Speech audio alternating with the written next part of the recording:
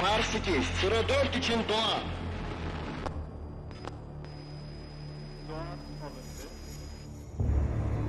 Terminator me, 27.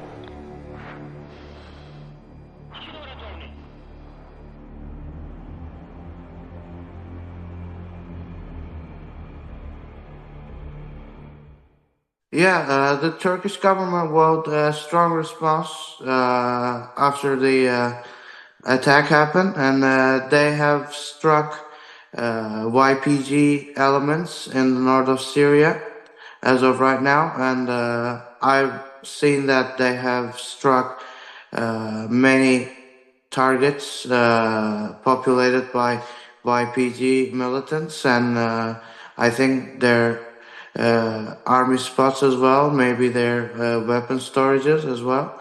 But Turkish military has fired rockets and everything against Syrian territory as part of retaliation against the PKK, and Turkey recognizes YPG, the Syrian offshoot, as PKK. So that's why they gave a response in northern Syria. So I have a contact at Turkish Aerospace Industries who's actually an employee there. So first thing I heard about the story, I just gave him a call immediately, and he told me everything that was going on. First off, they hear an explosion, and there comes a personnel telling them to stay wherever they are, to not leave their positions at all. That there's a terror attack in progress, and they shouldn't be moving at all. Like, they should have to stay in their own offices and everything. But other than that, he also told me that it was a suicide bomber. They were told 3 people, probably PKK militants. They just kind of stole a taxi, kind of like a cab, and forcefully take it and drive to the Turkish Aerospace campus. And they park it near the entrance, and they get out of the car with long-barreled rifles and start shooting at the gate and the entrance. And one of them is a suicide bomber apparently, and he blows himself off. And the explosion is also caught on cameras as well. So after that, the whole campus is put on high alert, of course, and the security forces start clashing with the militants, PKK militants. And so after that, people were told to remain in their offices and everything. Then my contact at Turkish Aerospace told me at around 8 p.m. local time, they were finally allowed to leave the premises, but weren't allowed to take their own cars. So they were put on buses and shipped back home. The latest figures are, unfortunately, 5 people have been killed and 22 people have been injured. But I haven't checked it like minute to minute, but like I think those were the final figures. 5 dead and 22 injured. This attack comes at an incredible timing, because just one day before that attack, the leader of Turkey's nationalist party just comes on to the Turkish parliament and says, let us finish the wars, let us finish the hostilities, and maybe even the leader of the PKK can come to the Turkish parliament and announce that the terror group has decided to lay down its arms. So let's do this. And President Erdogan just responded in a very positive way, and he said, let's set up the atmosphere of peace. Let's end this PKK thing once and for good.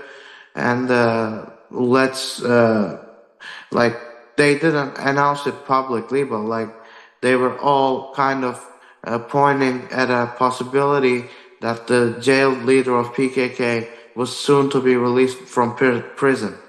as part of kind of a reconciliation process between the Turkish state and the PKK. So, right, like 24 hours after those speeches, the PKK, that the Turkish government just extended a hand to, purportedly, I should say, attacks one of the most critical Turkish defense companies. And they say that, like, the analysts, the people who know the organization pretty well, they say that they just wanted to project their power, to say that they no longer take orders from the PKK leader, but they're acting on their own and they're independent of the leader. So that's one angle of the thing. And of course, there are rumors and conspiracy theories flying all around regarding which country or which organization was behind the attack. But officially, the official thing right now is that it was the PKK that carried out the attack, but the PKK hasn't claimed it yet. But we'll have to wait and see if they're gonna actually claim it or say that we didn't do it. The Turkish government is blaming us for this, so I don't know.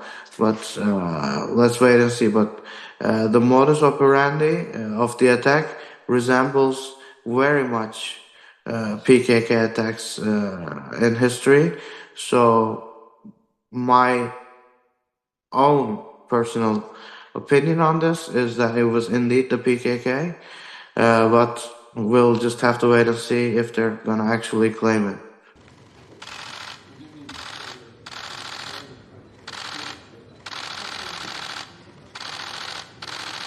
Taziye dilekleriniz için özellikle teşekkür ediyorum.